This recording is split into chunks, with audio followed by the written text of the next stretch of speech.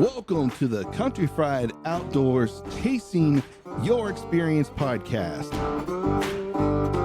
The podcast that will connect you to resources regionally and nationwide to engage them in open, honest discussions so that we can inspire the growth that you need to chase the experience you want. So strap yourself in because here we go.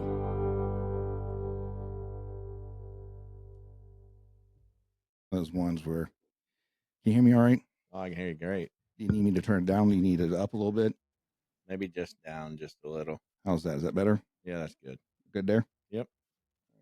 I'm deaf from DJing all the time, so so unfortunately I need to turn things up a little bit, probably louder than I need to be. I'm gonna boost those up a little bit. So all right.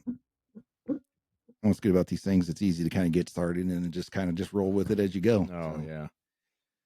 Oh, well, everybody, welcome to the Chasing Your Experience podcast. I'm your host, Sean Smith, and in studio with me is another repeat visitor, repeat guest, Billy Dryden. Welcome back, sir. How are you? I'm doing great. It's great to be here.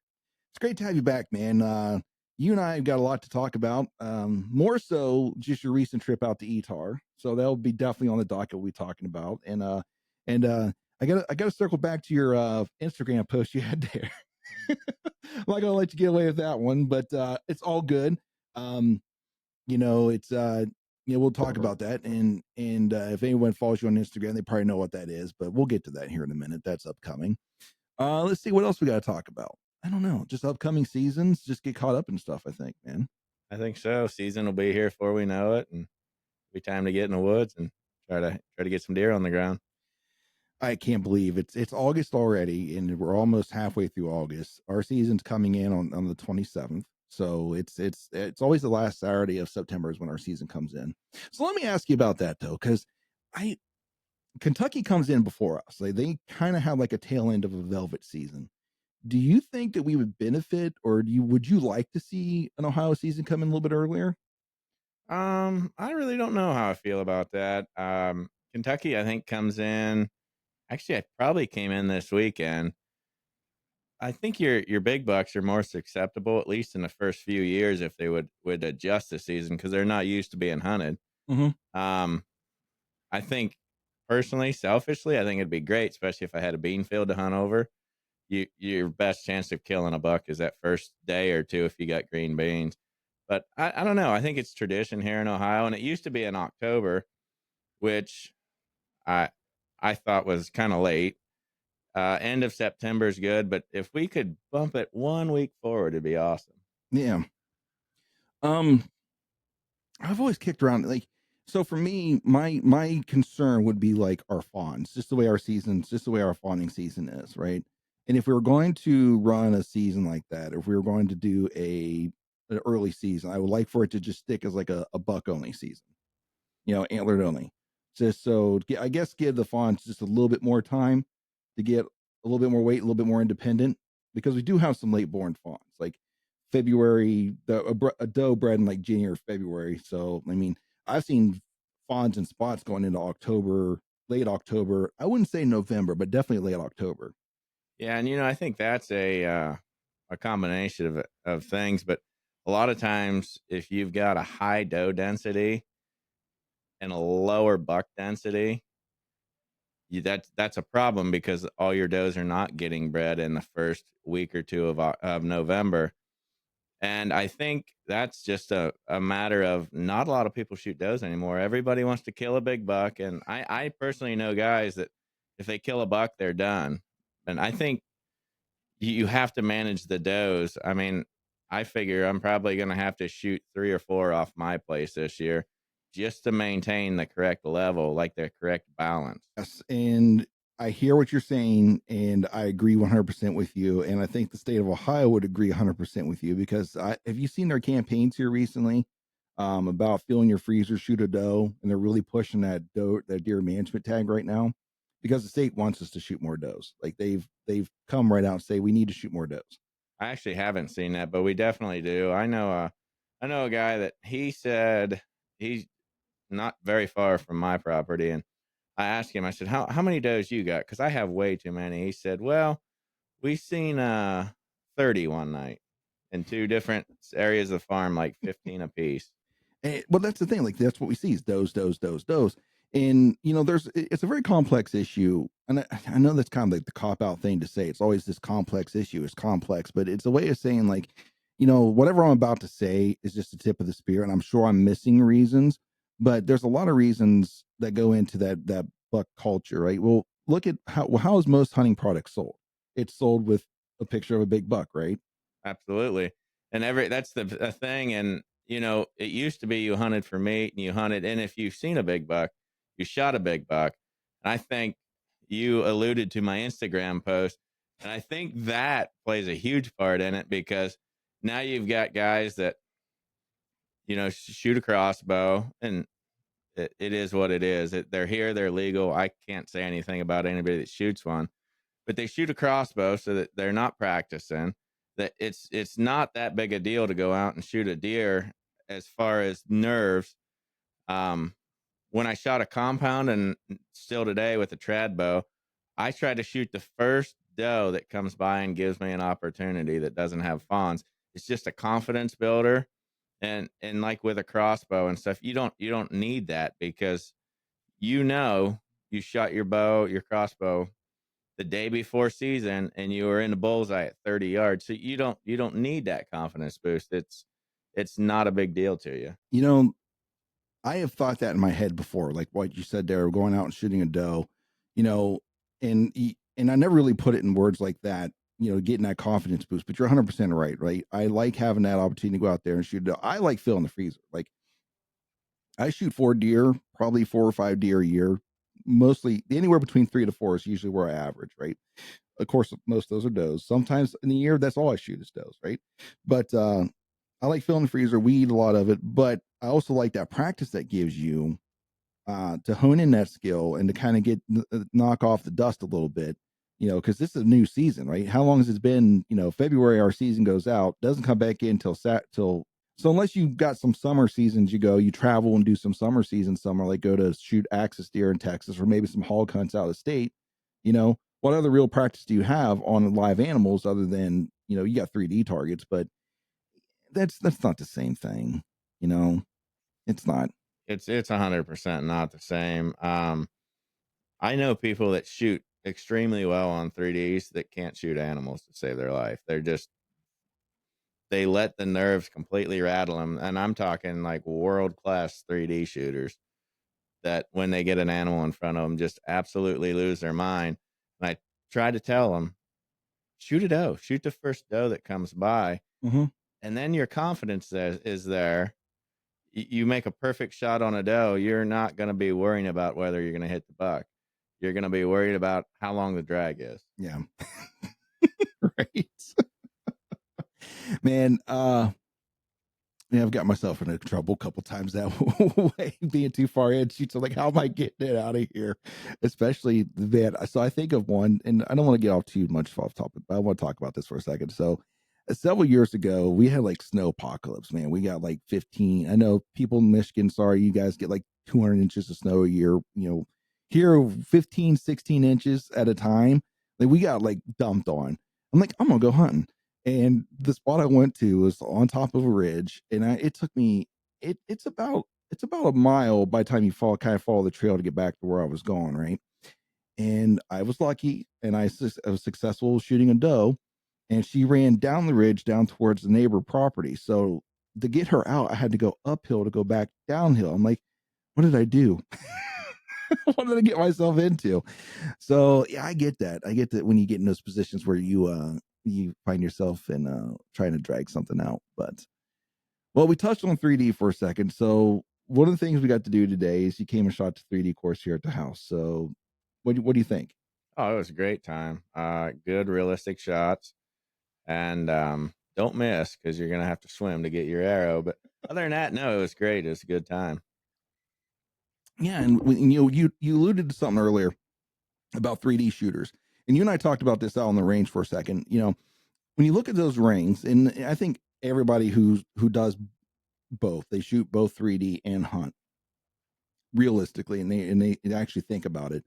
Those rings, depending upon the angle you're shooting that target at, if you solely relied on that as your point of reference on an animal, you're in trouble.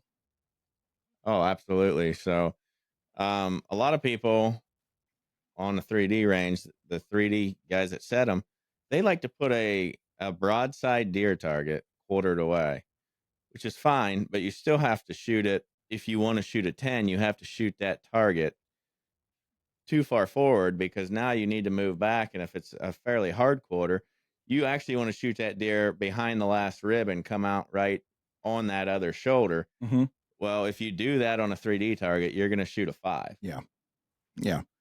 So I think 3D is one of those things where it's good, but like we said earlier, it's not the same thing, you know. But of course, we were talking about in a different light and earlier, you know, talking about the nerves involved in that versus, you know, hunting when you got a live animal in front of you. But with 3D also, like, it's good practice to kind of get you in the I guess shooting your bow and not losing that skill that you have because it is a perishable skill. Like I notice it if I haven't shot in a couple of days, I go out and just try to shoot. It's like, oh, I don't remember it being like this. Like I got maybe a little bit more shake, a little bit more of this. You know, I got to find my rhythm again. But if I stay shooting every day, like it's almost it becomes automatic. And I'm sure you notice that with a trad bow too. Like you know, you'll notice that you'll lose that skill if you're not doing it. But you know, so it keeps you doing that and it helps you kind of pinpoint, I think, a spot, you know, to kind of really focus your aim towards something. So it kind of helps you with that whole aim small, miss small if you get serious about it. But at the end of the day, though, you got to know where to shoot an animal in real life, right? Those rings aren't, I mean, there are some targets out there that have like a couple different set of rings on them to where if they are angled, it makes a little bit more sense. But for the most part, you get, you know, you look at your Reinhardts, you look at most of, even if you look at the ASA stuff, there's your 10 ring, you got your 212 rings, and that 14 ring that's way up. I don't even think that's even liver where that 14 ring sits. So yeah, you gotta learn where to aim. And you kind of came, you know, you and I kind of agree on this because you said you had a little phrase, you had a little thing you tell people to aim for it, and you and I both kind of agree on this. And what was that? You say when you're shooting an animal, what do you want? What are you looking for? I'm always looking to hit or shoot just behind the offside shoulder. So basically, and I take it a direction where I say aim for the exit is what I'm aiming for, right? You know, I'm trying to imagine a straight, and so are you. We're both saying the same thing, maybe in just different terms. Where I'm trying to draw a straight line through that animal, and where my arrow is going to exit at. That's where I'm aiming for. You know, that helps you because if you're elevated, you know, you got to aim a little bit higher than what you think you do to get into the vitals that you want to hit. If you're quarter away, quartering two, you know, those are the things you need to think about is where does this arrow want to exit?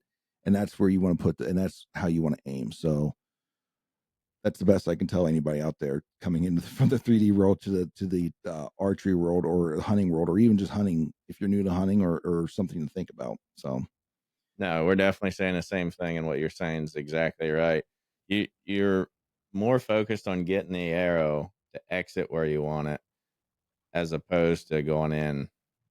It's all relatable, but if I get a deer that's on a fairly hard quarter, mm-hmm. I want to hit it in that offside shoulder or just behind it. I'm probably going to have to hit right behind the last rib. And on a 3D target, that's completely out of the 8 ring. Yeah, you're right. And I think that's the difference though too with 3D because on 3D like actually shooting 3D, you're trying to shoot for score. You're more worried about where the arrows on that same side. You're trying to hit on that side. When you're hunting, though, you want that arrow. You want to think of that arrow passing through and hitting that spot on the other side of on the off side of the deer versus the on side where you're at. Does that make sense? What I'm saying? Yep, that's 100% correct. You know, so it changes your focus. I mean, if you want to look at it that way, just change your focus of what side you want that arrow to poke. You know, you're trying to hit that. You know, wherever you want to put that 10 ring. Just make sure you put on the on the right side of it. So, and you're hitting the right one. But other than that, man, so good. I'm glad you enjoyed the course. I think it's gonna be a new format. I think I'm gonna invite people out to shoot the course and then come in here and record a podcast. I think that's gonna be the new format. Yeah, it was fun. I enjoyed it. Had a little misfortune though. Yeah, I've got an old PSE compound that I was planning on killing a deer with this year, which that's not going to happen now because it blew up. A limb it actually was the most gentle blow up I've ever seen in my life. It just kind of folded over. Well, just so people know, yeah, because everyone's gonna be like, "Oh, you shot without an arrow, didn't you?" Like, no, he didn't dry fire. Literally, the arrow was on it. He drew back, and then the limb cracked, and then the arrow goes whoop. Yeah, the arrow landed like 2 feet from it. So technically, by rules of 3D, if the bow hadn't blown up and it was still safe for him to shoot, he could have grabbed that arrow and shot it and still been okay because he could have reached it from the pin and he could have still shot that and it wouldn't have counted against him. So just to say, but yeah, there was an arrow on it, and that was interesting. You've been around for for a few accidental forget to put arrows on the bows. Yeah. I'm not sure if Josh is still off of arrow loading probation yet. Yeah. Yeah, that's one of those things where you better, if you're going to travel somewhere, take it. If you have a spare bow, take it with you. That's a learning lesson there. Or just make sure you put an arrow on your bow. Absolutely. In Georgia last year, I was running a lone wolf setup. I got off a buddy of mine because another buddy was using my stand, and my stand's so worn in that I just always hang my bow on my spare stick. Well, I did that on his stick, which was new, Mm-hmm. and it cut a few strands. And then I went up, we met him, and we were going to go hang another stand. And he said, "Here, shoot this judo." So I drew back and released, and my bow was super loud. And I had cut a few strands and blew one bundle of my string up. Oh no. Luckily, I had a spare string and I had a spare bow Mm-hmm. in camp. Oh no. Yeah, and listen, it's hard in today's world because most of these bows today, like $1,200 if you're looking at top end, right? Um, and there was a TikTok, one of the excerpts from the TikTok video showed up. uh, I got a comment on it, and we were talking about, you remember back in the day, you just go to Walmart, just throw stuff in your bow, just went out and shot, Oh, yeah. just did that, right? Well, a guy commented, he's like, I've killed a lot of animals that way, right? I've shot a lot of animals just that way, and it's sad that today, like, if you're not shooting like a top end thing, like if you didn't go buy the top end Matthews flagship Matthews bow, or Hoyt or Elite, just throw whatever in the flagship, then people kind of scoff at you, and you know now, granted, yes, I always, it's gonna sound shitty that I just said that, but I do buy the flagship bow, but I don't buy one every year. But I like it. I appreciate it, right? But there's nothing wrong with, if you buy what you can afford. Like those bows, I've heard it this way. Like those bows technically are what we was a flagship bow 5 to 10 years ago. Is Oh, what that five, six, $700 bow is like. And to be honest with you, I think we're at a certain point in the market outside of like this new adjustability or tunability people are putting in their bows where you don't have to press it to tune it. You're not really missing much, right? You might maybe a little bit of vibration, which you and I talked about. Like I don't put a lot of credit to hand shock, right? I really don't. Yeah, if you're shooting in your backyard, you're going to notice it, but I guarantee you're not going to notice it when you're shooting at a deer. Like think of it this way: how many times do you remember the sound of the gun going off when you shot a deer? never. You never do, right? You don't, some of us start wearing earmuffs today because now we got the electronic ones, but back then, oh, I'll be honest with you, we didn't wear ear protection. I No. don't remember hearing the gun go off at all. Like my ears didn't ring, nothing. It just happened. So yeah, you won't notice it then. You'll notice if you're sitting here in the backyard shooting, of course, right? But not in that situation. So I don't put a lot of thought into that vibration. So, but yeah, you're looking at a bow then, that $500-$600 bow. There's nothing wrong with that at all. No, that bow is probably better than the bows from 8 to 10 years ago by a lot. Hmm. The last deer I ever shot with a compound, I had an old Matthews switchback. I actually shot it like 2, 3 years ago in gun season. Hmm. And that bow was a great shooting bow, Hmm. and it's probably close to 20 years old. Hmm. You're not. The market's got to the point now where I think there's so much innovation that's out there that it's getting to the point to where the upgrades every year are just tiny or just small, just minuscule. It's not a lot. Yeah, absolutely. I mean, it's going to take a huge advancement before they make a huge stride again. they're just slowly chipping away at it. Now, Mhm. in 10 years, we'll probably look back and think, man, that came in a long way. Mhm. But year to year, it's not that big. And if you can afford a $500 bear ready to hunt, buy that, and then throw away the whisker biscuit on it and put a drop away on it, and you've got a good setup. Yeah, there's nothing wrong with, I shot bear for a long time, and I hate to admit this, but sometimes I've been guilty a couple times that I've been younger Sean. Today, Sean wouldn't be like, but younger Sean, I think I was in that crowd before. Like, I'll be honest, like I think I was in that crowd where I've been with some people that has shot bringing like the very low end bear to like a shoot, right? And I don't know if I kind of put my nose up at him, but I kind of almost like, oh, poor buddy. But today not so much, man. Um, because there's something to be said though, like how much when does it become too much? You know, and that's a topic we can talk about arrows. We could talk about anything. The heavy arrow, the light arrow, whatever. How much money you spend on this. When does it become just too much, and it's just more than what you need to just go out there and get the get the job done.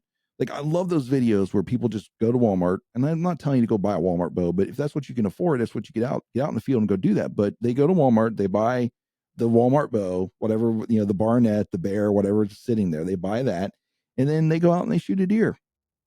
Oh, 100%. And I've thought about doing that just to prove it can be done. Walmart sells a very cheap compound that goes to like 45 pounds. Mhm, I get a short draw, it goes to 27, which is my draw. And mhm, I have no doubt in my mind that no, it's a little easier for me than a beginner because I've shot a compound and I know how to set that bow up to kind of help it along because 40 will kill them. mhm. But that bow is also not shooting as fast or as hard as, say, if you bought a Matthews or Bowtech or whatever. But there's no doubt in my mind that I could set that bow up and kill a deer. Yeah. That and so it goes back to what is it that your mission is? And if your mission is to go out in the woods, enjoy it, and have the opportunity of harvesting your own deer or your own animal, that bow will be just fine. I've made the argument before, and maybe I need to actually put some effort into this, right? And go and actually do this. But I've said it before, I said a lot of it isn't the bow itself, a lot of it is the shooter. Oh, 100%. I mean, you can take a really bad shooter and give them a brand new whatever name brand bow, and you can give a really good shooter like Levi Morgan a cheap bow, and Levi's gonna just smoke them every time. It's Mm-hmm. not even a thing. It's not the bow. At the end of the day, it's the shooter. Now you take that Walmart bow and you take a new Elite or a new Matthews, they're gonna be a little more shooter friendly, Yeah. but you can get it done with the other bow. And the other thing is you got to know your limitations. You've got a 45-pound compound with a short draw like I have. I'm not going to be shooting 60 yards. No. I absolutely can kill a deer at 20 with it, and that's about as far as I would push it. Yeah. And I mean, but you're a trad shooter though. Like that's in your wheelhouse, that 20 yard, And honestly, let's be real. Like the furthest I've ever shot a deer has been 42 yards. Like that's, and that's actually that skull right there. It's that deer was 42 yards. And most of the time it's 20 yards and in. That most deer I've shot, actually most deer I've ever shot have been within that. Yeah, and even when I shot a compound, I shot one deer at 40 yards and never did it again. I had a big buck at 40 that I probably should have shot because I shot a lot. I shot out to 80 yards Mm-hmm. and was very proficient to 80, Mm-hmm. but I just didn't feel comfortable taking the shot. And I really want them with my trad bow or even anything. 12, 15 yards is perfect. Mm-hmm. That's where, I mean, they're not too close, they're not too far. Yeah, and I don't want to go too far down a rabbit hole here, but hey, do you watch any videos from like Levi Morgan or them? Not a lot. I've seen a little bit of stuff of his, but Um, Levi is kind of a freak though. He can shoot it 100 yards like most people can shoot at 30. yeah. So Levi if you're not familiar with this, Levi had a video where he was talking about like the distances to shoot deer, right? And he was saying like up to about 30, and you guys can go find the video and listen to it. He's like, once you hit that 30-yard mark, there's like a period between 30 and 60 yards that it's really risky, in his opinion, of shooting a deer because of the time it has to react. Versus like if you get further, that 60 yards, the thing there is you're far enough away to where the noise of the bow isn't as like shock worthy to the deer, right? And I know that's going to bring a bunch of comments or a bunch of arguments over, well, maybe it's not the bow they're hearing, they're actually hearing the arrow coming at them, which okay, I can buy into that. But also I think Mississippi State, I think that's the university that's doing some studies. The way their vision works is they think they might actually be able to see the arrow. Oh, I wouldn't doubt that. I mean, as a human, you're not going to see a compound arrow, but I can absolutely watch my trad bow arrow fly. Yeah. Hello, everyone. This is Sean Smith of the Chasing Your Experience podcast. We interrupt this episode to let you in on some exciting news. If you're looking to upgrade your mock scrape game this year, then head over to scrapedoctor.com and fill your carts full of scrape magic, maybe a poison ivy or two, just a rope squared, or even just a rope. And then enter the code Kountryfried10. That's Kountryfried, spelled with a K, the number 10, and save yourself a little bit of money. And now, back to the pod. Anyways, so we were talking about crossbows and we were talking about the able-bodied person. And you just brought up the fact that, and we talked about, listen, it's legal. If you go out there, you do your thing. But, and then you were touching on like, you're not against crossbows. So let's go from there. So, yeah, I was saying like crossbows are okay. People want to shoot them. They are legal. So if you shoot them, I'm not going to, it's legal. So I can't be upset about it. But I really think they should have their own season. And I don't know what that looks like. I don't know if that's, a whole month of October. I don't know when it is, but I think they should have their own season. That I really don't think they should be in a general archery season. And there's a lot of people I think that would agree with you. And I said that earlier, I don't know if it picked it up or not because we had some technical difficulties. Sorry.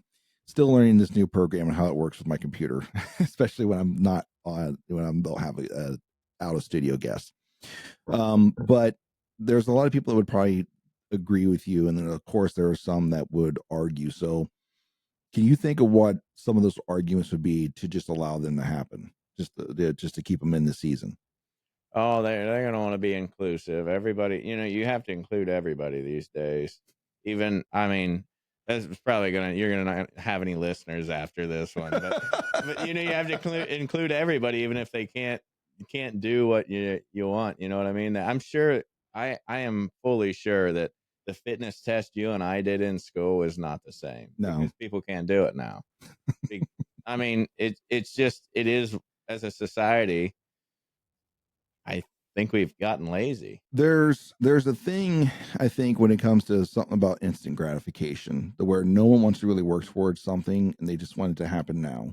And crossbow is one of those things where it can just happen now, where you can buy it, you can go shoot a little bit, get sighted in, and then go out. Right? It doesn't take a lot of outside of learning where to aim, maybe dealing with, even with today's range finding sites, like it's not that it takes that out of it too, where you don't have to choose your pin, but which pin to, which dot on your scope to aim with, or dial it in so that which one to aim with, even with a rangefinder. But it's more of an instant thing to where you can just grab it, go, and actually be successful with it.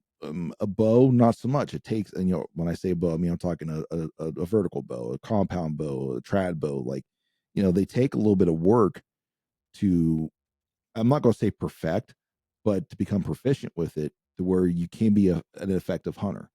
And so a lot of people don't want to put time and effort towards that, which that's a whole nother topic. I believe too many people right now use time as an excuse to not be better. Absolutely. And I mean, everybody's busy now, but you're only as busy as you allow yourself to be. You take a guy that maybe runs a company and he has, something on the side. if he can find time to go shoot his bow, Mhm. surely you can. I think more people will find out they have more time to do things that they would just do it. They're just think it's an excuse like, oh, I just don't have time. I don't have time to do that. Like, and I'm not going to name names, but I've had talks with some other people. I'm like, you know, because they're worried about being rushed. I'm like, okay, so don't rush. Like, take 5 minutes. It's better for you to go out and make five good, really good shots than it is to try to cram in a rush session of like 30, 40 arrows. Like, go do what you can. Like, all right, so go shoot five to make it really good five shots. Focus on that. That you'll get way more out of that than you will trying to rush through 40 shots. If you shoot your bow 5 to 6 times a week, 5 shots a day, Mm-hmm. by season, you will be a great shot. You'll be an excellent shot. You'll be an excellent, because honestly, I'll put it to you this way: like, even those long sessions, like, you're better off getting yourself to the point where when you go out, and that cold bore or that cold bow challenge is perfect for this, because you get one shot most of the time. Every now and again you get a chance to follow up shot, right? Because the deer's stupid, does something dumb, right? But most of the time you get one, right? One. And to go out there and you get that one arrow off, you got to make sure that one arrow is perfect. So almost, I would say you're better off just having a smaller session of just five, and focusing on five good shots versus 40. And hopefully by the time 40 is done, you're hitting where you want to be. Yeah, and then what you got to think about too is a new shooter is going to fatigue at about, you know, 10 to 20 shots. Yeah. And now your form's breaking down. You're plucking your release, Mm-hmm. you're whatever, throwing your release hand, where if you'd have shot 5 shots, put your bow down, did something else and come back hours later and shoot another 5, you're really better off, because when you're shooting just a couple arrows, you're going to shoot them right, you're going to shoot them with good form. And I'm super guilty of this. When I get out there and I'm just shooting and shooting and shooting, pretty soon I'm not worried about what I'm aiming at. I'm not worried about where my anchor's at. I'm worried about that arrow leaving my bow so I can shoot another one. Yeah. Yeah. And archery is one of those things where I think you really need to actually get your mind in it. Right. I think a lot of people run into issues when you try to put time constraints on themselves, or or they don't focus. It's one of those things you need to focus on. And honestly, that's why I find archery so like meditative for me, is because it gives me a single thing to think about instead of like off where, the 1,110 things that, a person thinks about a day. Um, but that's hard for some people to do. But I think if you just took that time, and some people, I can't focus for that long. I'm like, well, then just do 4 or 5. Do 4 or 5 and then call it a day. Like, and then if you want to build yourself up, but you really want to be in the moment when you're shooting. Yeah, absolutely. And you literally need 5 minutes. So just know that when you get home, if most of the people listening probably can shoot in their backyard, I'm Yeah. assuming. So when you get home, know that you're going to go right to the bow rack, pick your bow up, walk outside, shoot 5 arrows, pull them, then hang your bow back up. Just Hmm. make it a habit every day. If you make it a habit, you're going to do it every day. Yep. 21 days to make it a habit. At least that's what they say, Yeah. anyways. At least that's what they say. 21 days. I don't know. I like shooting, but I've been fortunate enough. I devote some time to it, and sometimes I may devote a little bit too much time to it. But I go out and I shoot my bow a lot, and it's fun. It's meditative to me. But it's also one of those things where you're going to have to, at a certain point, depending upon, and I've said this to other people, it's like, you're only going to be great at one or two things, because to be great at something, you're going to have to devote a lot of time and effort to it, right? So you're not going to be great at everything. So you're going to figure out, what do I want to be good at and what I want to be great at. If I want to be great in this, well, you're going to make sacrifices in a couple other things. And if you're not willing to make those sacrifices in those other things, then you really don't want to be great at that one thing. And I'm not telling you that you need to slacken things to do that. Like, but I'm putting that out there. Like, if you want to be great at this certain thing, there's going to be a couple other things you have to make sacrifices on. So maybe it's not going to the lake as much. Maybe it's not this. Maybe it's not that. Maybe it's not sitting in front of the TV as much, and you're putting a little bit more effort into shooting your bow, or whatever it is you want to be great at. But there's going to be some things you're going to have to sacrifice to get the time and effort to become great at that. So, anyways, that's a very long tangent when we talked about crossbows. So So we'll leave it at that. Crossbows, I get it, and I think you're. There's a lot of people that would agree with you on that statement, and I've heard it on a few other podcasts, and my stance on it is, I don't. I think you and I both agree that we're not going to sit and make fun of somebody because they use a crossbow to hunt with, right? Right. Is it what you want to ultimately see? Probably not, but we're not going to bring you down because of it, right? Go out and enjoy it, and you never know, might be inspired to move on to the vertical bow or something. So Yeah. And it's legal. So I mean it's here, it's legal. So if that's what you do, that's what you do. right. But if it wasn't legal, it would be a different story. It would be a lot different story. Yeah. I'll tell you what, man. Hunters who break the law, man, we are very quick to throw them under the bus. And that's good, like, because there's enough pressure on us as hunters as it is now, that if you're doing something stupid like that CJ Alexander, you remember that whole debacle Yeah. there? Like, trust me, we will throw you under the bus, and we will make fun of you because you've stole from there's enough pressure on us as it is, because there's a lot of people that don't want us to be out doing what we're doing, right? They don't want to see it, they don't want to know the part of it, they don't think we should even be out there involved with the animals that way. But if you're out breaking the law, you're going to get somebody's going to turn you in, especially if it's especially if it's somebody that's in the same culture. We will turn you in for that because we're not for that stuff. So, but let's talk about other things that are legal, and that's baiting in Ohio. So that was another kind of a side conversation that you and I have had this discussion before. The first time you're on the podcast, and even if some of you aren't familiar, this is he was from episode number 2, I believe, talking about when he built his own trad bow, own arrows and broadhead, and went out and shot a deer with his all made stuff. So same guy. But let's talk about baiting for a second. I'm not gonna sit here and say I've never done it. I've killed deer over it. I may kill one over it this year, Mhm. but I miss the old days when you hunted deer and you didn't hunt corn. Now it's really a matter of who can spend the most money on corn.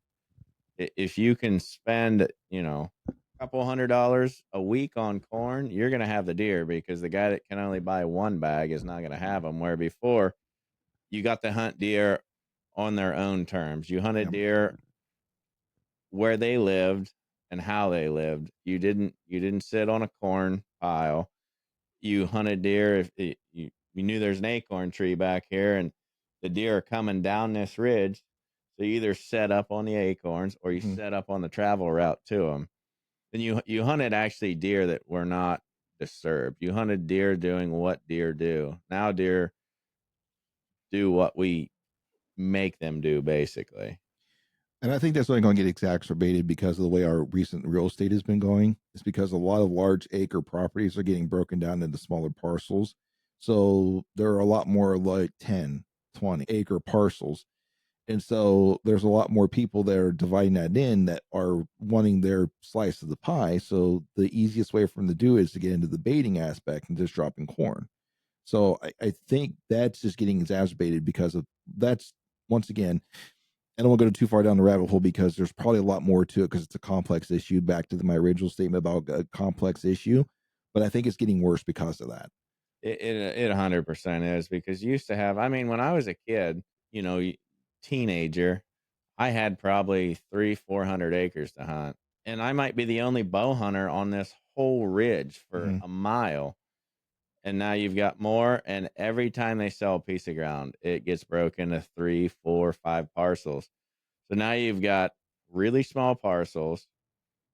And you basically, if you want to shoot a deer, you have to make it come to you. Yeah, but there's a let's put it this way. So let me I kind of introduce you. Have you ever listened to like that MFJJ Josh Jones, Podium Archer? He runs a podcast with Braden McDonald and then also Tim Connor. He's from out in Washington area, right? No, I haven't. So he's talking about baiting. He looks at it this way. He's like, I don't mind baiting because without it, then you're left with the guys who have a lot of money, who have purchased a lot of land, and they have the money to devote into like actual management of the land, like to food plot and like high end stuff, right? Um, and he's like, so baiting to me is like it's kind of like leveling the playing field out for people, for like the average Joe versus someone, so it's not like the king's deer or something. That's how he kind of looked at it. And I guess I kind of see his point towards that. And once again, I don't have a strong opinion for or against baiting. Like if they took it away, okay, whatever. If they brought it, if they leave it in, not it doesn't bother me, right? I do it, right? It is what it is. Like, I run feeders for the deer. But uh I honestly think it's back to instant gratification though. Like, it's back to like, what can I do like right now? What can I do here? What can I do there? But also I can see what MFJJ is saying though. Like it is kind of it doesn't require a crap ton of money to do it. So you don't need to go buy your own property. You don't need to spend thousands of dollars on implements to properly manage it, right? So it is kind of it's that, and I think it's just one of those necessary evils, because I know Michigan now, you're allowed to bait in Michigan now. You Oh, have are you really? you have to buy a tag. You have to buy like an extra license fee that I think you're allowed to bait in Michigan now. Uh, Sounds like Tennessee's picking up on that as well. So I don't know. But we talked about it before. People are doing it anyways, Yeah, it's gonna happen regardless. I mean, you're even just if it's gonna get legal a or not. ticket for it. If it's legal or not. Michigan, they're doing it in Michigan. Anybody from Michigan would tell you, you go to the local store, they're selling bags of corn. You're not supposed to bait, but however they market it, because I guarantee it's not deer corn. They don't No, market it as deer corn. but everybody knows that's what they're doing That's with it. what it is. Well, I mean, it happened here. It happens here on public occasionally. A few years ago, there was some guys from Michigan that had a boatload of corn at yep, Clendenning, and their boat got swamped, and unfortunately, they didn't make it. But yeah, that's what they were doing. They were baiting on public. yeah. And that's was the point I was going to talk about. So it happens, and it's unfortunate for those two guys, and it's sad for the families, and I to this day I don't know how that. I mean, I understand how the boat got swamped, but I don't understand what happened that they end up drowning, because Clendening, it's not that wide of a lake. No, it's not. I don't know if they couldn't swim or if I'm assuming the cold got to them, hypothermia Yeah, got to them. which is sad. You don't want to see. I mean, I know some people are going to be like, well, they're breaking the law. They got what they deserve. Like, I think that's a little bit, I don't think that That's punishment matches the crime on that one, no, that's pretty harsh. I That's, mean, that's pretty harsh. Like, hey, here's your ticket, but not that, man. yeah. I was working as a ranger when that happened. So I was part of the crew that was out looking for them. Oh, really? Yeah. So Yeah, that was not good. no, it's not. It's unfortunate. I do feel bad for the families and stuff. But so when that happened, it was really windy that day though. It Like was we had some cool, extremely. so that probably didn't help their whole thing, because well, that was the year. So that day I went hunting. Somehow managed to stay it strapped to my tree, but I went hunting and I took a shot at I had a really big buck come in. Like the wind died down there towards the evening and I snort wheezed him in. So if you guys watch any of our videos, um well, he is on video. I do have a video of that hunt, but also he's part of the intro to my videos for Kountryfried Outdoors. I ended up hitting him low and in the brisket. So when you said you shot, when we were out on a 3D course, like, oh, that's a little far for. We ain't finding that deer. I said, yeah, I know. I've put one there before. That was that Yeah. deer. So that was that same day too that happened. Oh, all right. Well, we covered your Instagram post pretty well now. I'll be getting a lot of hate mail here. That's all right. You can find him on Instagram, Billy Dryden. Go follow him on Instagram. Let him know how you feel. I got to the point. No, you know what? You say whatever you want. Please comment. I don't care. You can comment bad. You can comment whatever you want, because it's still engagement and it brings attention to the site. So you do whatever you want, right? I'll take it. So let's talk a little bit about your recent trip that you did. What was it? Pennsylvania? No, yeah, Pennsylvania. Pennsylvania. Yep. So you went over to it's a traditional only shoot. Yep. The acronym is ETAR, right? Yep. It is. Um, Now they did. Did they used to host that down in West Virginia, down in Pipestem, or they still do? That was just a different one. No, that's a different one. So ETAR has always been in Pennsylvania. It's on a ski resort. It stands for Eastern Traditional Archery Rendezvous. Okay. This is the 36th year of it. Okay. Um, Pipestem had Trad Worlds, is what was down Okay. there. All right. But ETAR is it's pretty much the mecca for trad bow shooters. Anybody that is anybody will be there. Guys like, I don't know if you would know who Tom Klum is, but he owns Rocky Mountain Specialty Gear. He's an archery coach. Okay. He's there. I mean, just tons of people. You might know who Brody Turner is. Yep. His dad is Joel Turner. Yep. He's there. Actually, he actually worked with a buddy of mine there, which Really? was super cool. Yeah.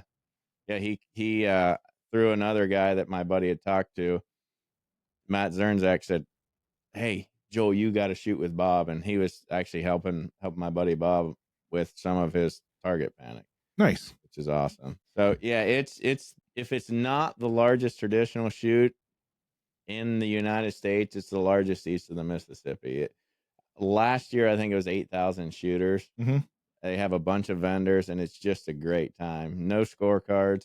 They do have one competition called the Eagle Eye. You got to shoot wood arrows, and there's a dot about, I don't know, inch and a half round on a target. And you have to hit it to qualify, and then whoever hits it in the shoot down wins. Okay. So you got to do it twice then? Yeah, so you have to qualify, Yep. and then at a certain time, I think it's Saturday, you have to go back, and everybody that qualified has to shoot off. Okay. The same yardage or? No, they mix it up. Oh, do they? Yeah. Oh, look at them being sneaky. Oh yeah. Look at them being sneaky. So this is the mecca of the trad world. How many years you say this has been going on? 30, 35? 30. This was a 36th year. 36th year. Is this your first year going to? Have you gone to it before? No, this is, I think, the third year I've been. Has it been pretty much been the same every time, or has it been? Yeah, it's been pretty much the same. I forget how many vendors they have. I think it's about 50 vendors. They've got a huge tent. Okay. And then I think it's 6 or 7 3D courses. Okay. So let's dive into it. So, all right. So you're interested in going to ETAR. How do you get there? What do you do?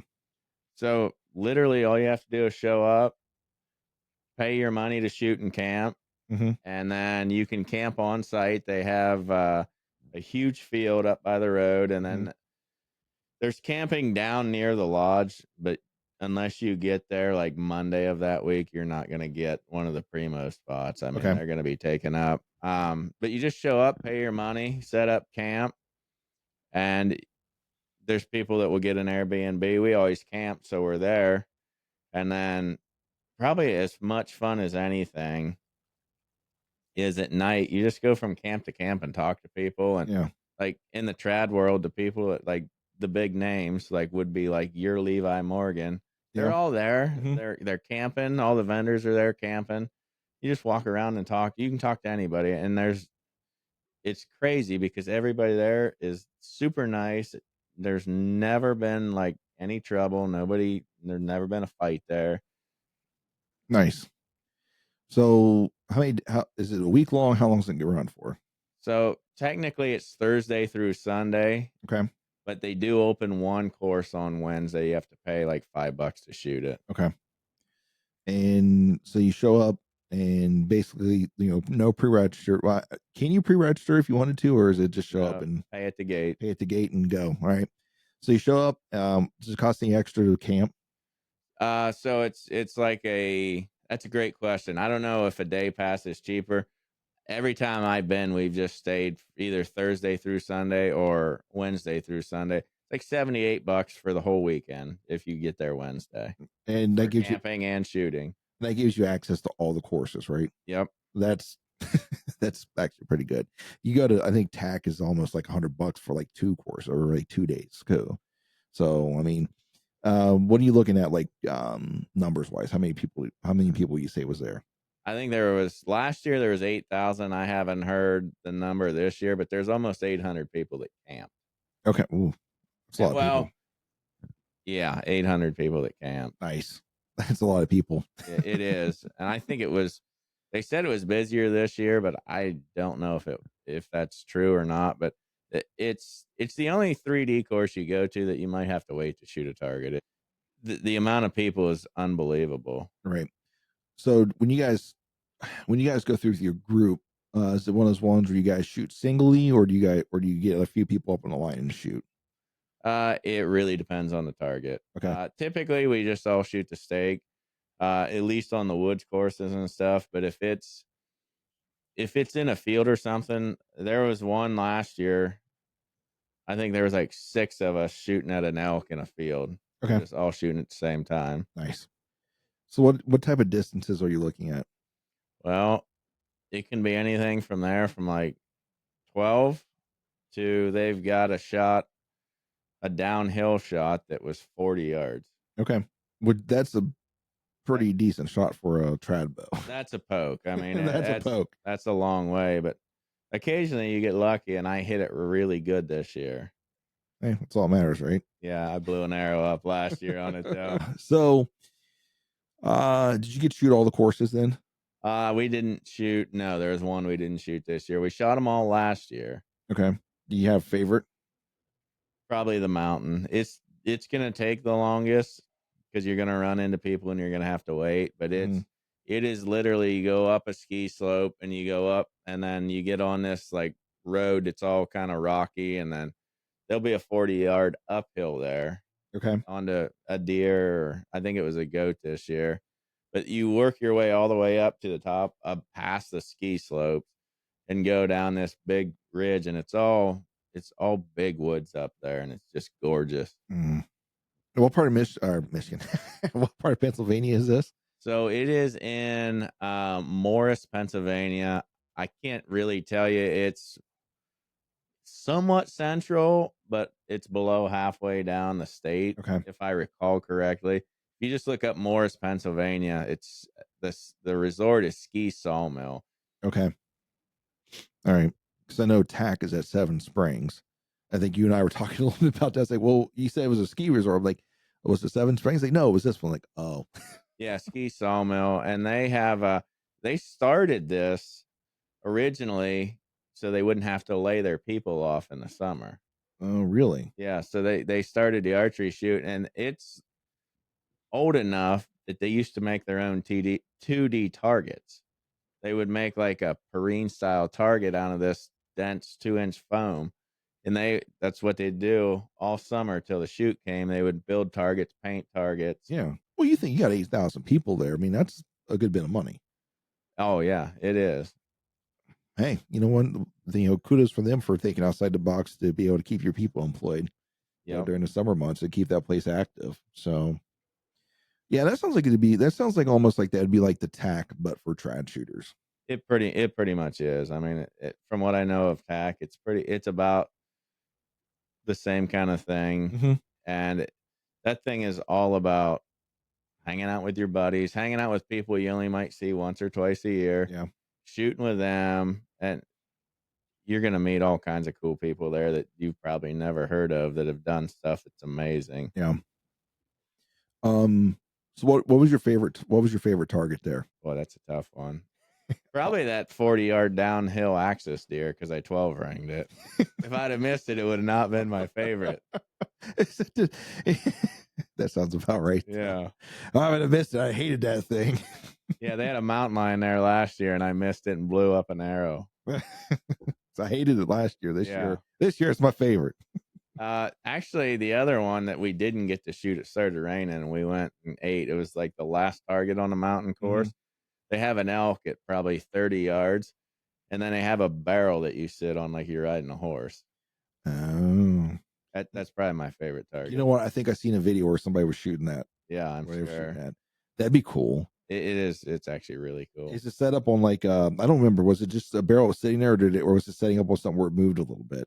No, it was just sitting on like kind of a X-brace stand. Okay. That would be kind of cool. So you probably seen all kinds of bows there at that. So what were was there any like real exotic bows that were there? Like when I say that, I guess, like Not what you would think your actual like traditional bow, like you're running the mill traditional bow. I'm talking about maybe somebody brought in some weird like war bow or something. Nothing like nothing really wild like that, but there's a bunch of barebow guys there that shoot metal risers with clickers and the whole nine. Okay. And there's always some bows there that are just absolutely gorgeous that I'll probably never be able to afford. Oh, name one. Which one? Oh, there's blacktails.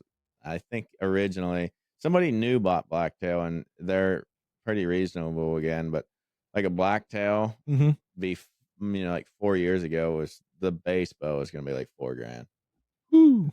And then like a Schaefer silver tip, I think their Yeah. base is 2,500. And here we are with the compound bows complaining that our bows are $1,200. Yeah. Yeah. I actually a guy in kind of southern Ohio, down towards Nashport, he's building me a custom recurve now. Oh yeah.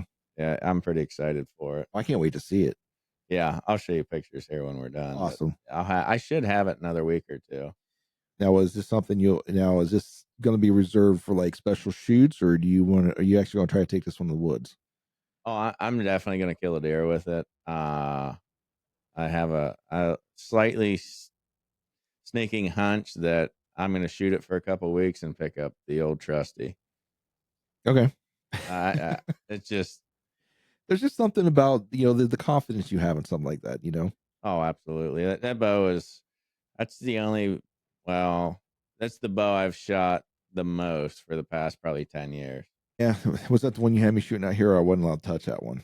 No, that's the one that I had to load the arrows for Josh. When Okay. he blew his up, he was on arrow loading probation. Well, Billy was finally able to talk. We had to shoot a trad bow today, so after we were done shooting the 3D course, we went out to the bag targets or the block targets, and I flung a couple of them, and I could probably see myself getting really wrapped up in that world really quick. So Yeah, it's you take a guy that shot a compound and you give him that and you take him and let him shoot and all of a sudden shooting becomes really fun again. It's not you, you take a compound and you expect to hit the 11 ring. yeah, With that thing, if you hit the 8 ring, you're happy. And right, then as you progress, if you hit the 8, it's okay, but you really wanted to hit that 10 ring. yeah. Well, where I'm at right now, just because if I just hit the target, I'm okay. Yeah, yeah, and then it'll progress to the 8 ring and Right. then Uh, you know, so what the bow I was shooting today? What poundage was that again?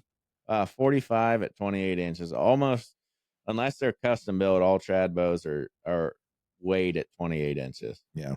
And I'm definitely more than 28 inches on a draw. And I noticed that, like, because I shoot a 70-pound compound bow. So anyone who's not, I'm probably talking to people who already know this and they're like, why are you discussing this? Because we don't need to know that, because we already know that. You're just wasting our time. But in the event that you've not experienced this, so I shoot a 70-pound compound bow. And so shooting that bow, um, at 45 pounds at 28, what do you think I'd be hitting at the 29? I mean, you can't add that much more, but You're typically 2.5 to 3 pounds yeah. per So inch. so I mean, I don't know if I'm even hitting 50 pounds.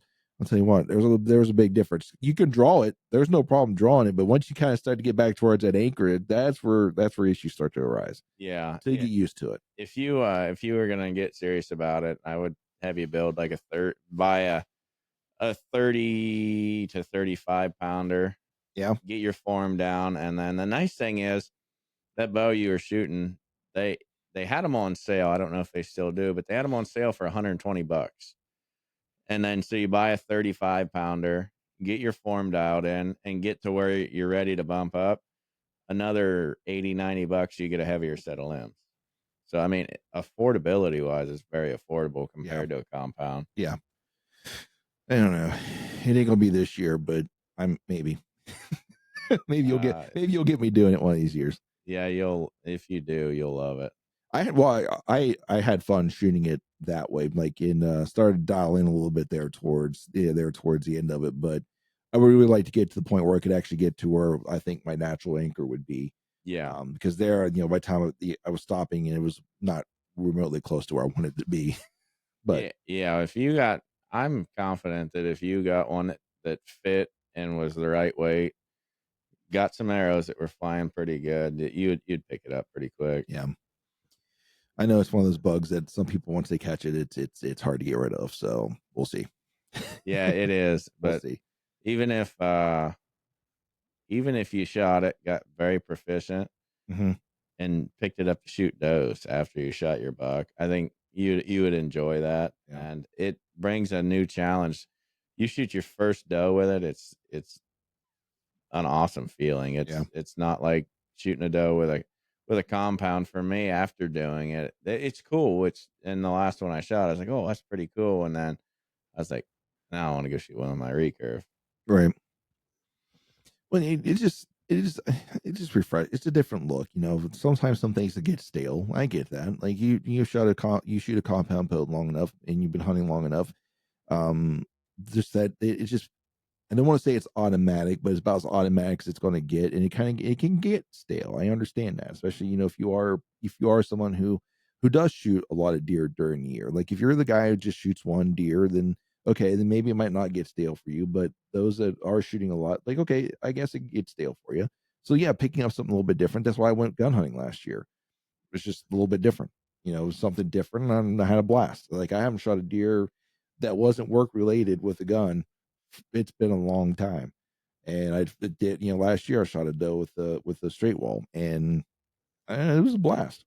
So it Yeah, was just something a little bit different. yeah. I mean, it is different, and it, I think if you tried it, you would like it, and Hmm. then you would be mad at me because you want to shoot your recurve all the time. Right, and I got compound bows collecting dust. Oh, I don't know. We'll see. Yeah, I only know a few people that have done it and then went back to a compound full time.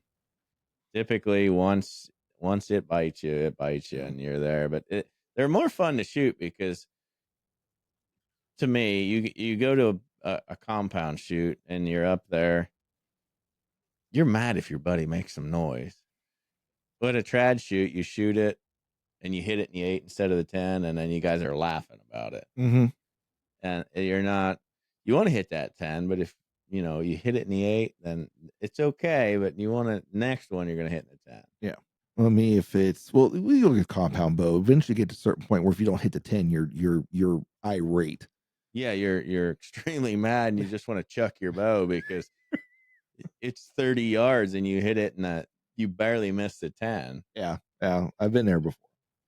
Yeah, it's, if you hit the 10 with a trad bow, you're, at least in the beginning, like Hmm.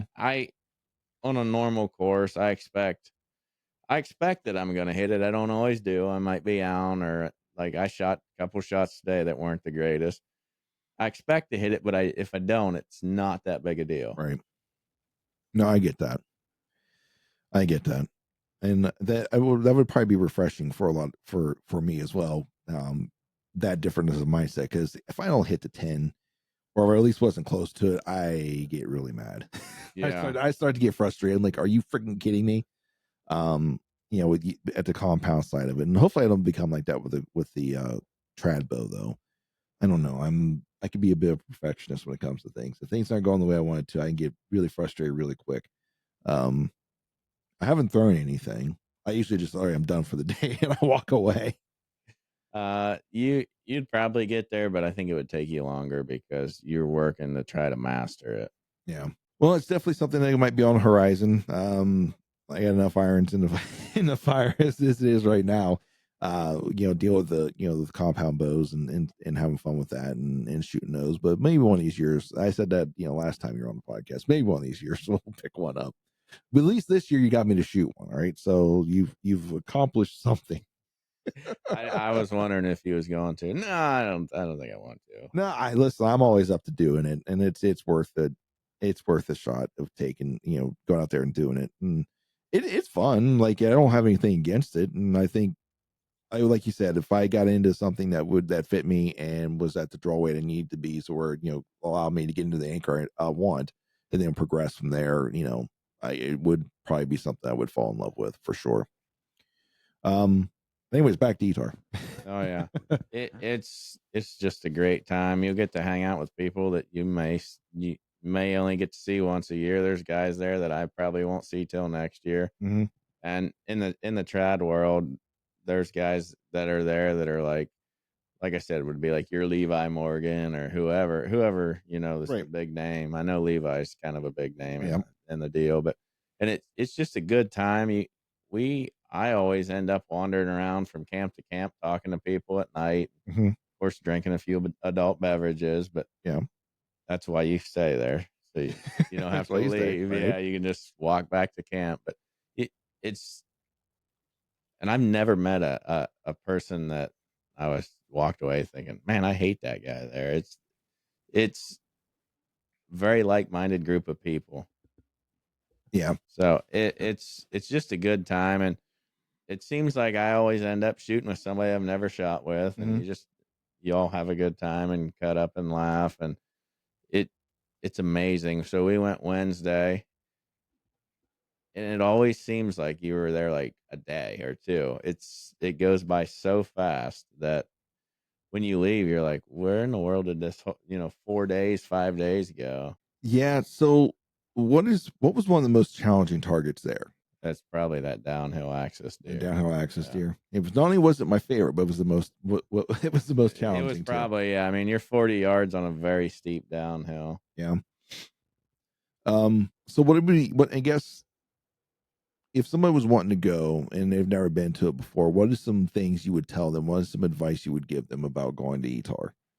Uh, I would personally camp there. If you got a camper, that's fine. If you got a Mm-hmm. tent, and just go and don't be afraid to talk to people. That everybody there will talk to you. Mm-hmm. If you're new to shooting a trad bow, you're probably thinking, oh, I don't want to go because I'm not very good. Nobody there is going to give you a hard time.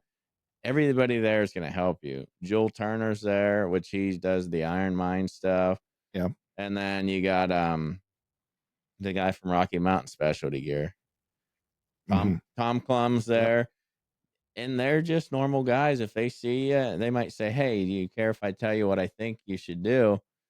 And they'll give you advice that most people would pay for. Right.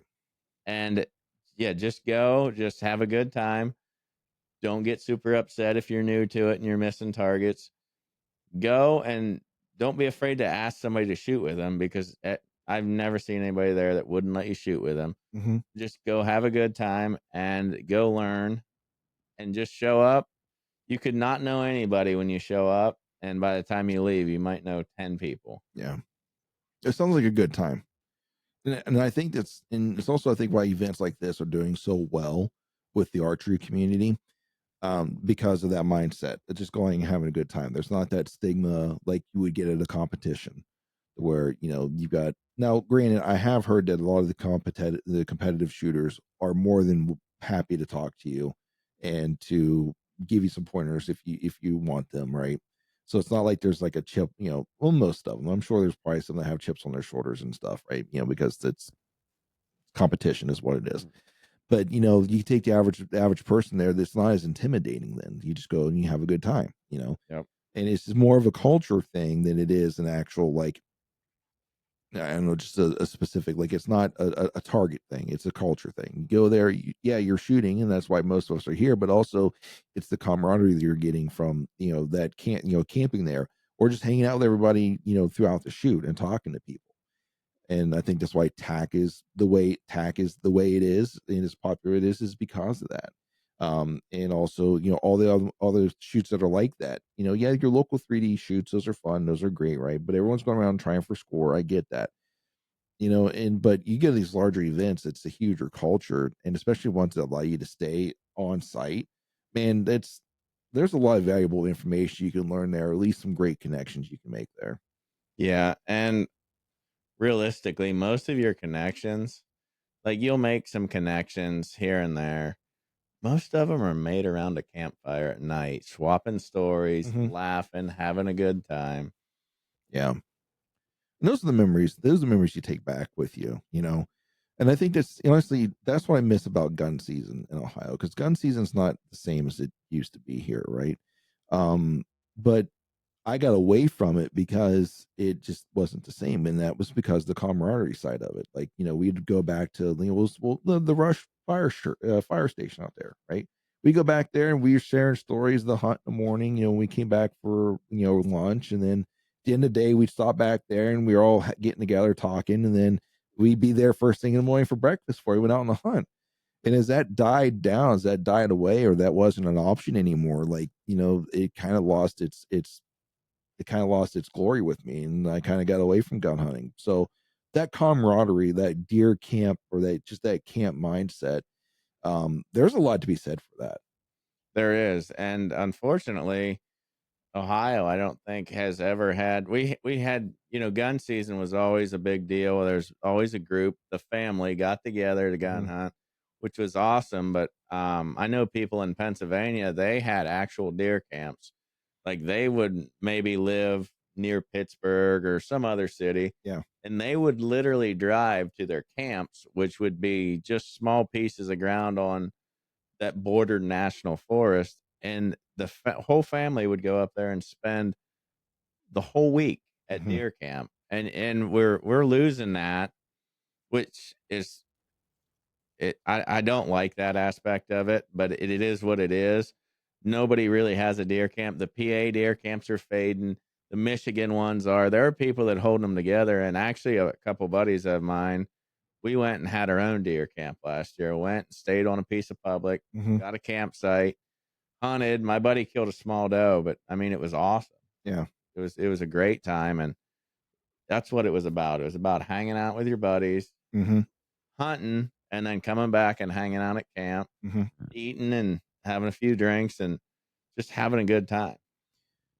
With that being said, no promises on this, but if I can get something put together, because I don't know if you've seen in the regulations, you're now allowed to shoot two does on public ground now. I absolutely did not see that. That's actually good.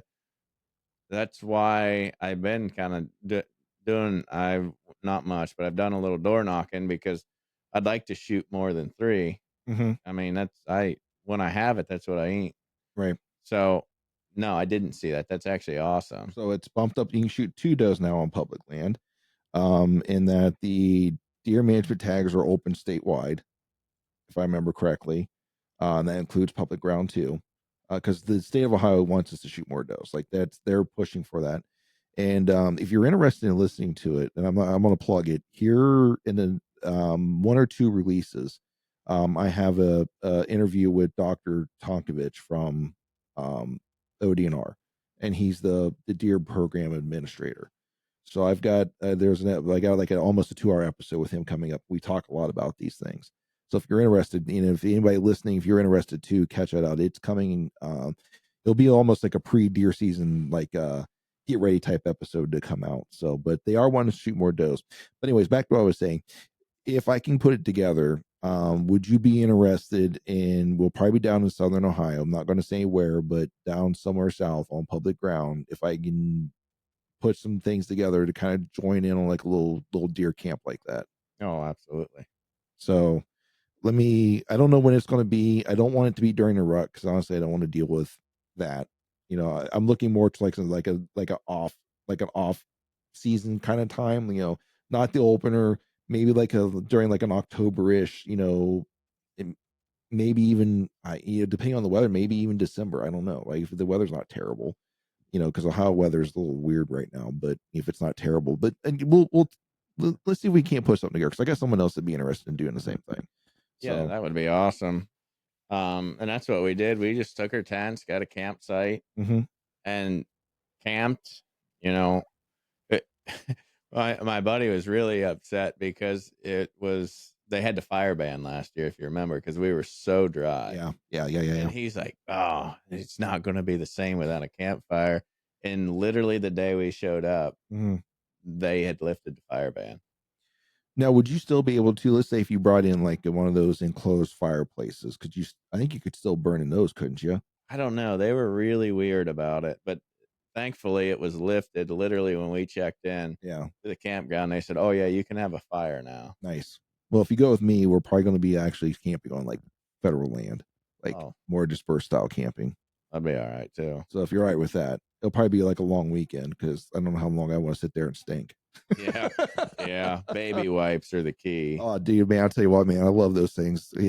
Look into these. If you get on Amazon, type in Epic Wipes, and these things are like baby wipes on steroids. They're freaking huge. I love them. Like, I take like a handful of them with when I go to Colorado, in the backcountry, and I wash off with those, man. It's fantastic. Most people, oh, I want my shower. I can't. You're in the backcountry for a week, and those things are like amazing to wipe down with. Yeah. Yeah. When we go So to Georgia, sometimes there's no showers, and a baby white bath is a lot better than no bath at all. yeah. So, but yeah, but Epic Wipes, and they're kind of, I don't know what's going on with them. I don't know what's going on with the company, but you can find them on Amazon. You just gotta do a little bit of looking, but they're there. I love them. I might send you home with one. Actually, I got a couple here. I mean, the packet's it's thick, but I'll tell you what, the thing's like this big. Just like a towel. It's like a towel, but Yeah. it's a baby wipe. That'd be awesome. It's got like witch hazel and stuff in it, so it's pretty cool. I like it. So yeah, so maybe that's something we can look forward to. So we talked a little bit about season. You got anything else coming up for season? No, not really. Actually, being that we can shoot two does on public, that actually changes my plans a little bit. We're gonna do that deer camp on public, so I wasn't probably gonna hunt the opening weekend because I didn't want to shoot one Mm-hmm. and then not be able to shoot a doe Right. during the deer camp. But if we can shoot two, then I'm absolutely going to go hunt some public Mm-hmm. opening weekend, and then I'm gonna leave my private land spots alone until it's time. Yeah. Yeah. I don't know. We'll see. I end up I don't get too worried about that. And I talked a little bit about this with somebody the other, I think on another episode. Because people, that's something that Tonkovich talked about. Like, because I brought it up, I said, hey, you guys are getting into this like the OLAP or OLARP, whatever you guys call it, the Ohio land, Ohio hunters and landowner, kind of little access program you're putting together. What if we took it another step to where now there'd be properties that wouldn't have joined because it was just open if it was restricted to like antlerless deer only. They're more worried about shooting their bucks. You think that would never work because they don't want you tramping through there and scaring their bucks away. I'm like, I get what you're saying there, but here's my thing. Like, so I'm not going to tell you where I hunt. Y'all don't need to know. You know where I hunt, but I've got a really good deer showing up. And there's not only did I shoot a doe out of the area that he's coming to, but someone else did. There's a couple of us that shot does out of there. He's still coming there.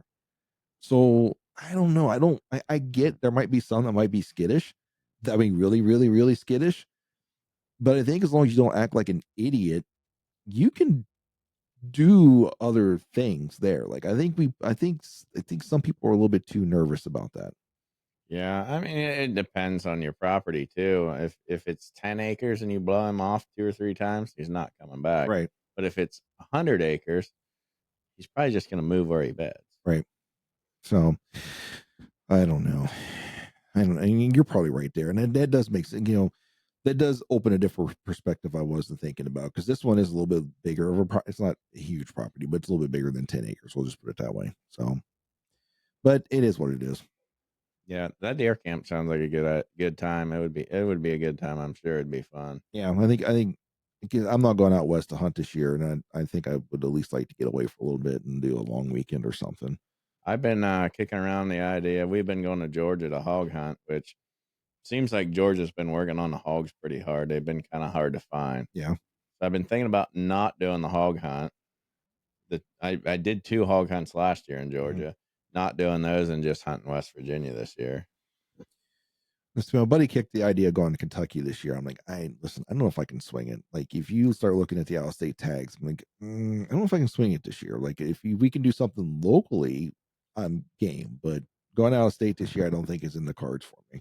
Yeah, that's why I looked at West Virginia because it is cheaper. Yeah, I think Kentucky's what, like 320, 340, something like I that. think by the time you had everything, you're close to $400. Yeah, you can buy in West Virginia. You can buy a deer and a bear tag for like $300. Yeah, it's a little bit cheaper.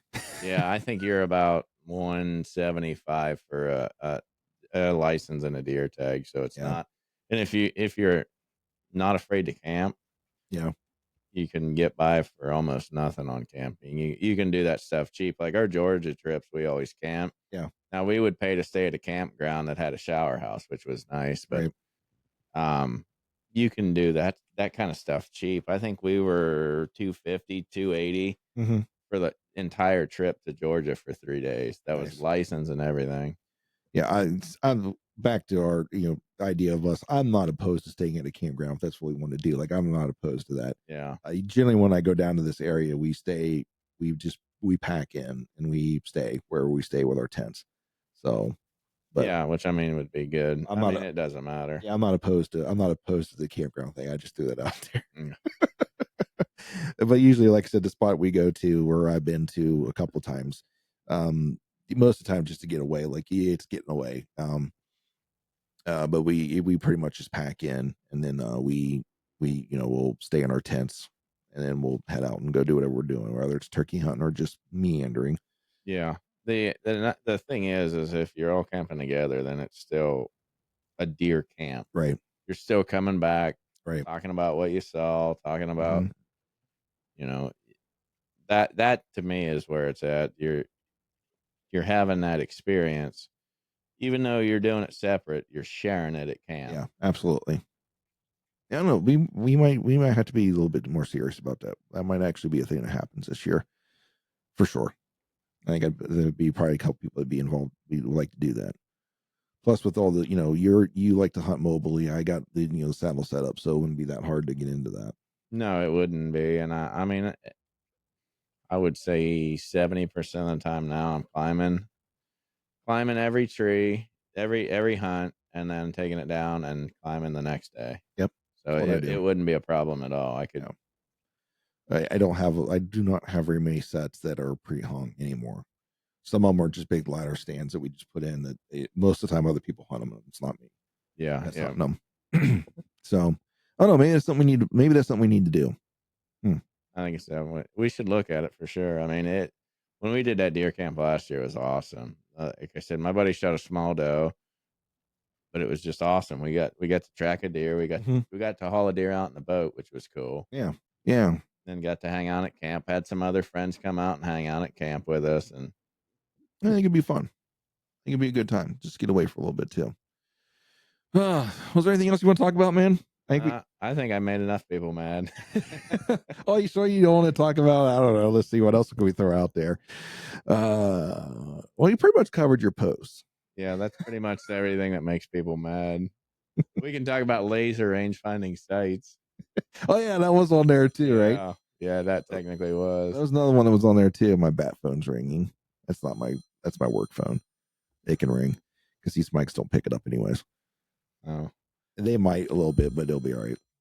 no, that's about it. I mean, there is a point where when is enough technology enough? Where's the the tipping point? Like, are we gonna have like a laser guided arrow to someday? Because it's really not that far away. We're not that far from that. We've got laser guided missiles. We're always 20 years behind the government. They've had that for a while. Yeah. No, it's some of that might already exist. We just don't know about it. Yeah. So is that still archery hunting? That's there. That's a deep philosophical question. There is it still archery at that point in time? And I think it really depends who you talk to. Your purist, I think, will probably tell you no. Like your Pope and Young advocates and stuff, because they don't allow crossbow on their books. At least that last time I heard. I don't know if they've changed their mind on that. Probably not. They don't allow crossbows on there. I think there is a thin line between what you're talking about, but also trying to improve to where we're a little bit more efficient. And I think we all want to be a little bit more efficient. I think to a point for the sake of the animal, right? We want our efficiency to be better to where we're less likely to have oops a daisy, and accidentally wounded animal or something, right? You know, we've all been in that situation where we've made the best shot that at least we thought we made a great shot and it just didn't work out, right? Something happened, right? And I think as we build the efficiency of our techniques, of our hunting implements and things, that's less likely to happen. Does it still happen? Yes, it does. But it's less likely to happen as our efficiency goes up. The states like it when our efficiency goes up because it's easier for them to manage their herds, you know. Um, but at the same time, though, there is a point though to where it becomes so easy that it begins to ruin the meaning or the idea behind all of it. I guess if you look at it as a purist. Yeah, and I don't know where that bordering line is, but it's someplace. But I don't know how to say this without really making people mad. Come on. But crossbows have kind of ruined gun season because all of your gun hunters have left the gun season Yeah. and now hunt with a crossbow. Yeah. And I mean, when you would hear in gun season, it was like really not a big deal to hear 100 shots in a day. Yeah. And now if you hear 5, that's a lot. Yeah. The gun season is not as prevalent as it used to be. Right. The gun hunters probably love it because the deer move during the day still. They're Yeah. not there. It's not like it used to be where you had to move deer, Right. but it's not the same as it was. And I guess we're always reaching back to how it used to be. Right. Those of us that lived it, and the younger kids don't know any different. So No. they don't know what it was like when we were young. And you had if you were a bow hunter, it's kind of a big deal. Right. And if you killed a deer with a bow, even when I was a kid, if you killed a buck with a bow, it's kind of a big deal. You'd Yeah. probably get your picture in the paper. Mm-hmm. And now you see 1,000, 140, 150, 160 deer Mm-hmm. during hunting season on Instagram, where before it was a big deal, and now it's kind of you're desensitized to it, and then you got people that have never killed a buck saying, "Well, I'm not going to kill less than a 130." Yeah. Where when we were a kid, I mean, if it had 6 points, we were probably going to shoot it. Yeah. Um, I was listening to somebody talk. It was Don Higgins actually, and I was listening to him on a podcast, and he said it's not that he said it because he's true. It's the fact that this is true. The fact of shooting a big deer is not that big of a deal anymore. It's to an extent, it's not. Um, like really big deer. If somebody shot a 200 20 years ago, absolutely unheard of. Like you were probably getting a call from Outdoor Life or Field and Stream, and they wanted to do an article. Now it happens so often that it's normal because I think because we are more efficient hunters. Yep. And more people are passing that 130, 140-inch deer to get those bigger deer. Mm-hmm. But locally, it's harder to do because you have such small parcels. Yeah. It's and especially in Iowa, that where you have big tracts of land, it's really not a big deal because if you've got 1,000 acres, you can grow 180 or 190, Yeah. and it's just a matter of not shooting that deer before he's 5.5. Yeah. Mm-hmm. I don't know. It kind of I don't know. Like he really left this bad taste in my mouth. Not like I said, not because he said it because he was bragging, but because I knew what he said was true. Oh, it's absolutely true. And that a If 150, no one cares. No, and it used to be if you shot a Like, 150. I remember the first buck I ever shot with a bow, well, ever, was a 160, and it was a big deal. It was 20 right. some years ago. It was a big deal, and now, like, yeah, that's a great buck. But I have a buddy that's killed a 200. Sadly, somebody would look at you that 160 said, "Why couldn't you give him another year?" Yeah, yeah. Like, I what mean, are you saying? it's still a big deal, but we're so inundated every day on Facebook, Yeah. Instagram, the internet, that you think it's normal. Right. If you kill a one, there's guys that kill 130s and they don't want to post them because somebody's gonna be like, oh, should have gave that in another year. Listen, none of these deer are over 140. Like all of them have all scored under 140, and I wouldn't think twice of shooting them again today. No, and I am not so much a score guy. Right. I want to shoot a 4.5-year-old. Right. That's what I want to do. If you kill a 3-year-old, and you're happy, that's awesome. Right. If you shoot it and then you make a bunch of excuses, that doesn't really jive with me, No, it because doesn't with me either. you shouldn't have shot it because you're not actually happy with it. Right. If you shoot a 3.5-year-old, some kid shoots a 2-year-old, and he's like, "Hey, this is my first buck." I'm like, "Dude, that's awesome." Right. If you Absolutely. shoot a 2-year-old and you're like, "Well, I don't think he was going to get bigger," you probably shouldn't have shot him, because you're just making excuses Right. now, because you shot a deer that you didn't really want to shoot, but you did just because you wanted to kill a buck. Or is they making the excuse because they're afraid of what's going to be coming down the line when someone gets a hold of it, on Instagram or Facebook or something. They're already just coming up with excuses. I really think that depends on the person, because some Yeah. of them aren't. I know some of them are never going to get posted, so Hmm. they're telling you that because there's an excuse. Well, this or that, or just shoot what you're happy with, and Yeah. if you're truly happy with that deer, then I'm happy for you. Yeah. That's the way I feel. If you're happy with the deer, then we're all happy for you, right? Yeah. But I think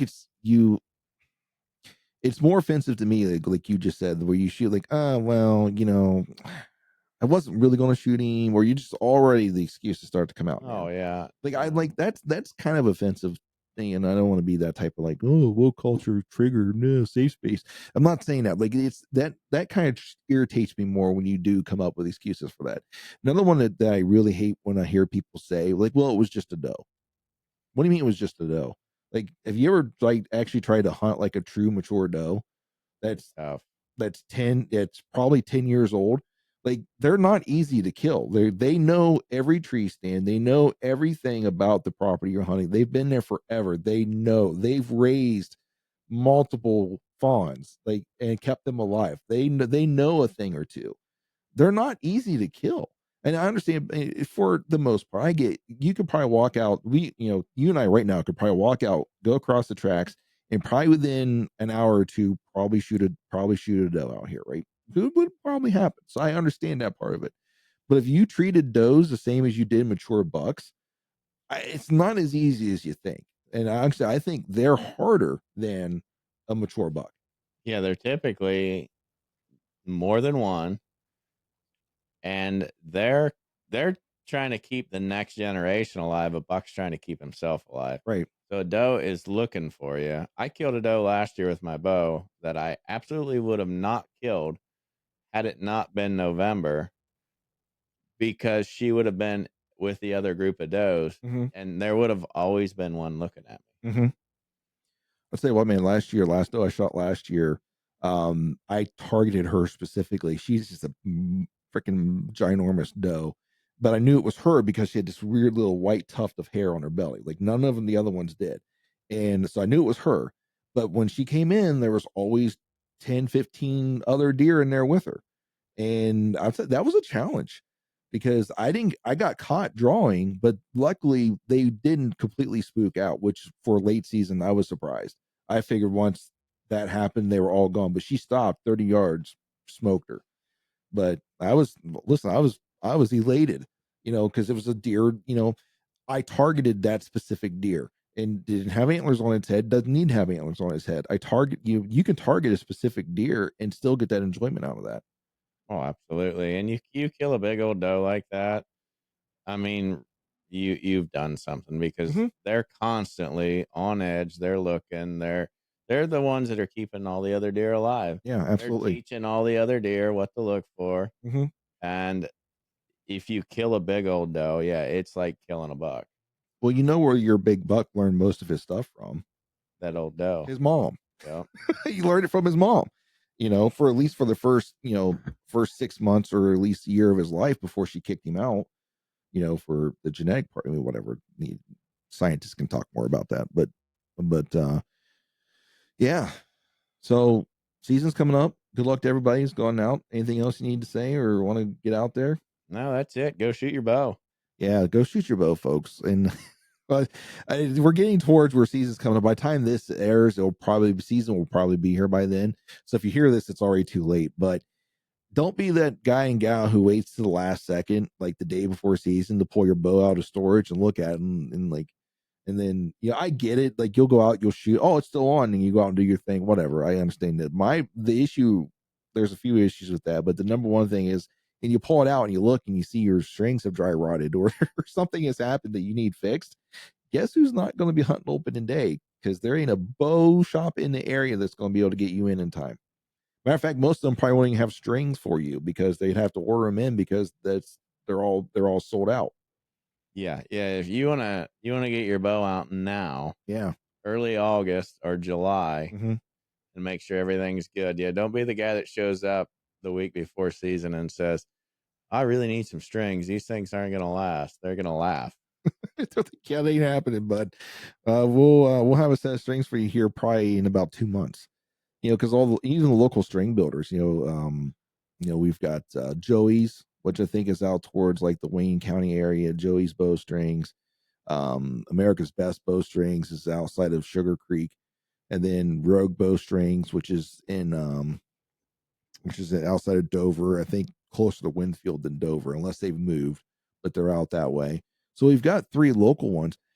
There is no way that time of year, because they're busy. Like, they're hitting their busy time. Other guys and gals are out there doing the same thing, out there getting their new strings put on their bows and stuff. So don't be that person, because it ain't going to happen. And then bow techs are just going to be busy. They're not going to be able to put stuff on your bow for you. So hopefully you know how to do all that stuff yourself. Yeah, if not, learn how to go to a shop Mm-hmm. and ask them if you can be there when they put your strings on. Learn how to do it. Mm-hmm.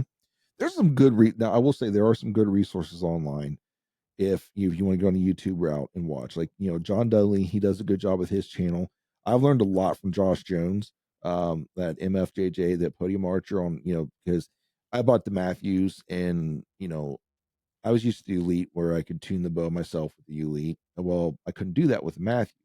So I had to go back to Miller's up there in Sugar Creek. If I wanted something adjusted, we'd work on it a little bit. I just got tired of doing that. Like, I should be able to do this myself. And so I started watching MFJJ, and he's like, "Oh, this is how you do this, how you do that." So it kind of inspired me to go get my own bow press and stuff, start working on stuff myself. And I'm not very mechanically inclined. So if I can figure it out, if you just put a little time and effort into it, so can you. And there's a lot of resources out there. John Dudley, MFJJ. There's a few others that I would trust when it comes to that. Yeah. I was fortunate to have people around me that knew how to do it. Mm-hmm. They had a press. So I learned, because, like you said, I'd take it to the bow shop, it wouldn't be right. Or you Mm-hmm. just shoot a recurve and all you need is a stringer. It's actually, There he goes. yeah. There he goes. So Or I can retune my bow in a matter of about 3 seconds. I did it on an island in the middle of the ocean last year. I blew a string up, and I put the new string on, checked the knock height, checked the brace height, adjusted it, mm-hmm. and I was good to go in like 2 minutes from having half a bundle blown ready up. to go. Would you? When you're back in the backcountry, I carry a spare string now, because Yeah. I'm not getting stuck back there. And then, especially if you go out west and you spend a bunch of money to hunt, Yeah. and you cut a string on a rock, Yeah. then you're stuck until you get back to town Mm-hmm. and hope you can find a string and cable. And so a lot of guys will take a second bow with them, but here's where you run into trouble. Where you storing that bow? Yeah, you're back at the truck. Yeah, but if it's in the back, if it's in your truck, there's a good chance it might got hot enough to where it's going to start delaminating. You're going to have some issues. Yeah. So that's the worst thing you can do, is leave your bow in your truck. Yeah. I know people who do it. Don't get me wrong. I understand there are people who do it, but it can get hot enough where it's going to cause damage to your limbs. Yeah. Or worse. So I don't know. I guess there's a different way. Like he said, go get a trad bow, shoot a trad. Just be a man and shoot a trad bow, I guess. I don't know. All right, Billy, anything else we need to talk about? I think we covered a lot. I think we covered a ton. Yeah, I think we're good. Send a hate mail. I can handle it. Yeah, so once again, you can find Billy on Instagram at Billy Dryden. That's BILLYDRYDEN, all one word, on Instagram. Let him know how stupid he is and his comments about crossbows and how crossbows ain't ruining the sport. Which, let's be honest, we did not say that. It's not ruining the sport. It has changed the dynamic of hunting in Ohio, and it really depends upon your perspective on if you think it's for the better or for the worse. And that's for you to decide on your own. That's not for Sean or Billy to decide that for you. You need to make that decision on yourself. The only thing we always ask anybody to do is just do what's legal and follow the pursuit that you want, as long as it's legal and it's ethical. You're not out there doing dumb shit. Like, be smart, which unfortunately common sense is something that we wish was a little bit more common. I don't have anything else to add to the conversation other than, Billy, thanks for coming out and hanging out with us today and shooting and letting me shoot the trad bow a little bit and get that started now. Thanks. Appreciate that. We'll be talking about that later. Good luck to your upcoming seasons and stuff. And I really do hope that we can get that deer camp, or at least something that looks like a deer camp, put together and make that happen this year. So I think I got somebody else that'd be interested in doing that. So yeah, sounds great. Thanks for having me on. Absolutely. And folks, we appreciate you taking the time to sit and listen to us banter. It's almost been about 2 hours. And if you're still here, thank you for working with us through the technical difficulties we're having. I'm still learning how this program works, but I appreciate you guys hanging there with us. If you are still here, please like and subscribe and follow, or I should say follow the show. Share the show with your friends, and make sure you leave a comment on the show, whether you're on Spotify, YouTube, or Apple, and a few other places you'll find us at. You can also follow along on Instagram and TikTok. Find us Kountryfried Outdoors on both. Both of those are spelled with a K, so because I had to be difficult and spell with a K and be different. But really until then, folks, man, get out there, go shoot your bow. Season's coming, or at least get out there, get some practice in, because by the time you hear, the season's already here, but it might be too late. But maybe hopefully try to get out there a little bit earlier for next season. Or if you haven't gone out yet, get out there and get that bow out, shoot a little bit, and get that try to take care of and ready to go. But until then, ladies and gentlemen, until our experiences cross paths again, may you have the courage to fail, but yet the humility to learn. And as always, we hope you stay safe out there, and God bless you.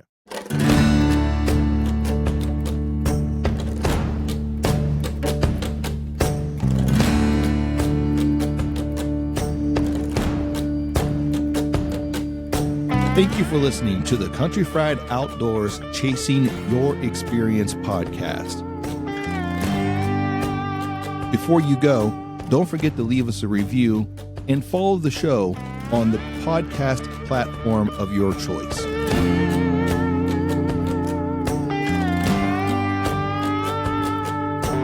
Are you hungry for more Kountryfried Outdoors? Then follow us on Instagram at Kountryfried Outdoors, or subscribe to our YouTube channel at Kountryfried Outdoor Productions.